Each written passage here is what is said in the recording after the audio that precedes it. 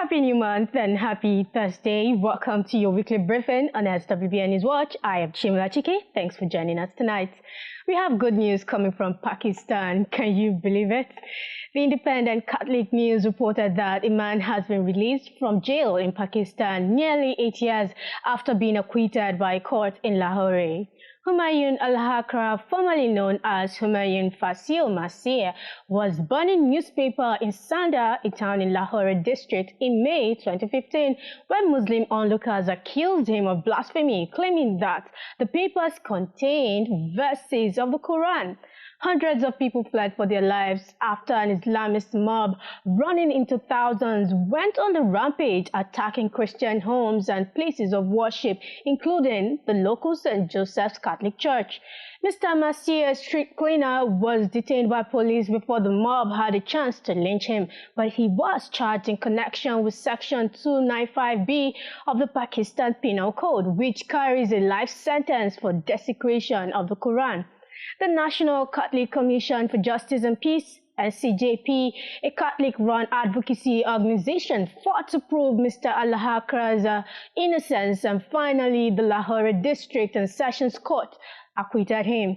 He was released from jail and transferred to a safe location amid continuing fears for his safety. Speaking to Catholic Charity Aid to the Church in Need, ACN, Father Emmanuel Mani Yusuf, NCJP National Director, said, and I quote, "It is a matter of life and death to be able to help those accused in such situations."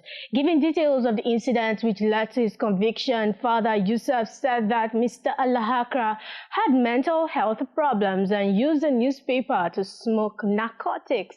Father Yusuf said he was a drug addict sitting with his friends in a dirty place. He got hold of one piece of paper and used it to smoke drugs. Some of the paper contained verses of the Quran, but the man is illiterate. He did not know what he was doing. Father Yusuf paid tribute to the lawyers who, he said, had worked tirelessly to prove Mr. al-Hakra's innocence. The days are getting darker and unimaginable events are becoming commonplace. In a recent event that has shocked the Christian community, the United States and the world at large, CBN News reported that the city of Nashville and the nation are reeling from the shooting that took place at the Covenant School. The Covenant School is a private Christian school with 200 students from preschool through 6th grade.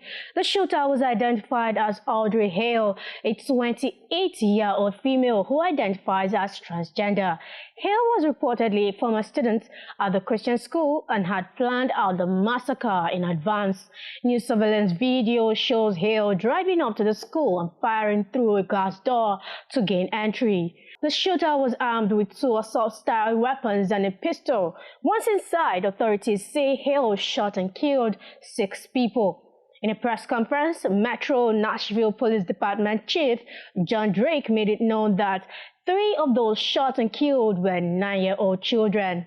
The 9-year-old victims are identified as Evelyn Deckers, William Kinney, and Haley Scruggs, who was the daughter of the pastor of Covenant Presbyterian Church. The head of the school, Catherine Coons, was also killed, along with teacher Cynthia Peake and custodian Mike Hill. According to police, Hill fired at officers from a second-story window of the school. 2 officers ran toward the gunfire, shooting and killing her just 14 minutes after the first 911 call. Overnight, investigators found more guns and evidence at Hill's home, including detailed maps, surveillance of the school, and a manifesto, all revealing a planned, targeted attack. So far, police have yet to release the motive. While police authorities are yet to ascertain a motive for the massacre, Premier News reported that Republican Senator Josh Hawley has claimed the shooting of 6 people at Covenant School in Nashville was a targeted attack against Christians. Meanwhile, President Joe Biden, speaking at the White House, called the shooting a family's worst nightmare and implored Congress again to pass a ban on certain semi-automatic weapons. Few days after the horrific shooting, hundreds of protesters rallied at the Tennessee Capitol, calling for red flag laws and other reforms limiting the kind of weapons individual citizens can own. Marvel popular Christian artist Lauren Daigle canceled a worship concert to host a prayer vigil for the victims of the Nashville shooting. Nashville residents, city leaders, law enforcement, and residents alike all request continued prayer as the families of the victims grieve while the investigation into the assault continues.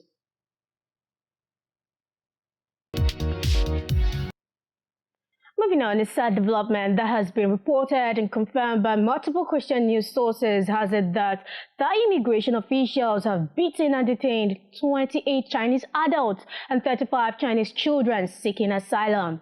The detainees were members of a Chinese house church. Human rights activists are worried they will be repatriated back to China. 他们还打我们的姐妹，还有孕妇，把姐妹都踩在脚下，这是泰国警察吗？他们执法犯法。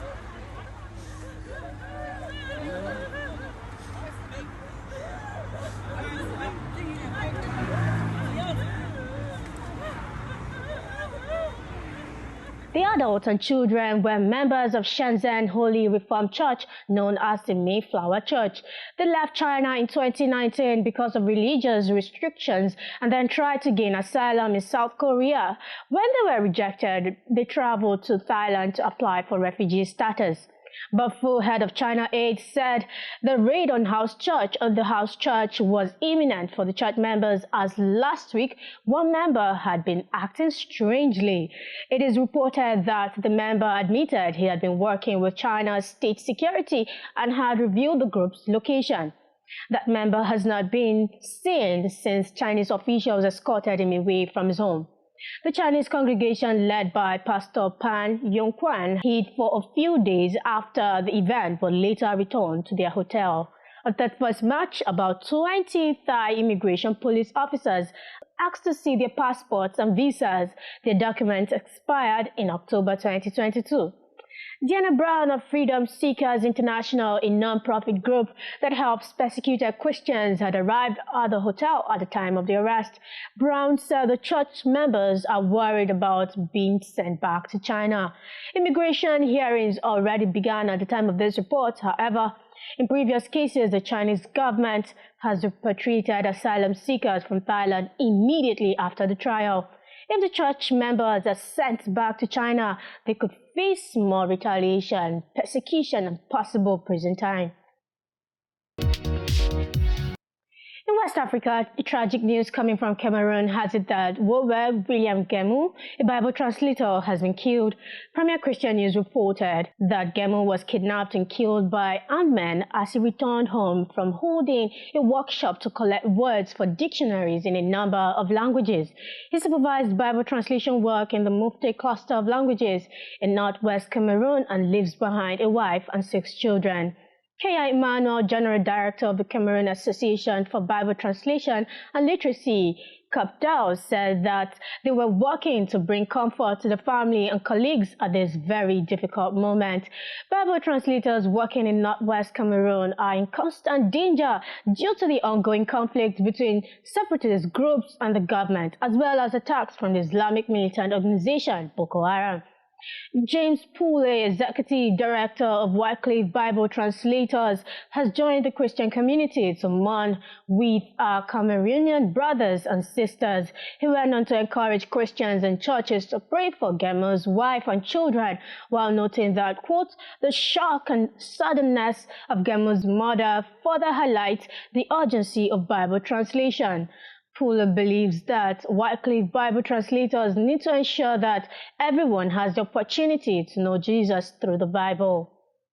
For a final story, the Premier Christian News reported that a Nigerian pastor claims military forces are turning a blind eye as violence towards Christians continue to escalate across the nation.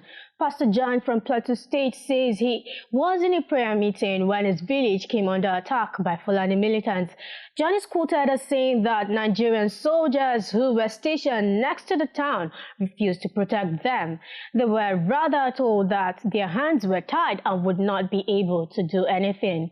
John told persecution charity Release International that the Nigerian soldiers and police could not do anything because they were not given commands from the government.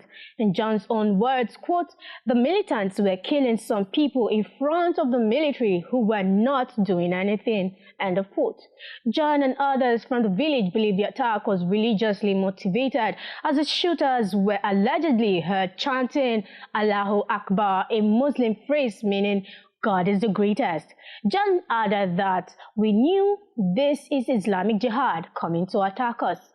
Over the past 2 decades, Christians in the nation have faced increasing persecution, with thousands losing their lives and more being forced to flee their homes as Islamic militants and jihadist groups strike. The United Nations Refugee Agency reports that over 3 million people have fled as a result of insurgency and conflict. Meanwhile, a recent report from Christian charity Aid to the Church in Need found that more Christians are killed in Nigeria than anywhere else in the world. We've come to the end of this edition of the SWBN News Watch. Thank you so much for being with us tonight. Till we meet next Thursday, 9 p.m., I remain Chimla Chike. See you next time.